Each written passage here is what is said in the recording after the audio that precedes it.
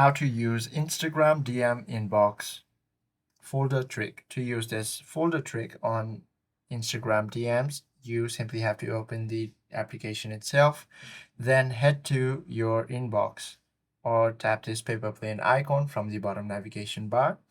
Now you can find three different folders over here: primary, general, and request. Now primary shows your primary messages that has been ongoing, and you can find your main ongoing task or even main highlighted conversations over here. However, if you want to change any conversations or shift it to the less important options, simply long press on that chat box and you should be able to move it to general.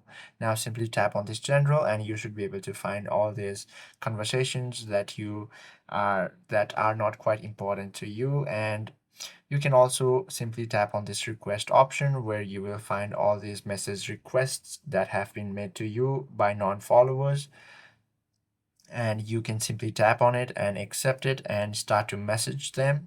And you can also move it to primary or general according to your choice. I hope this video helps you out a lot. If you have any questions or queries, please do comment down below.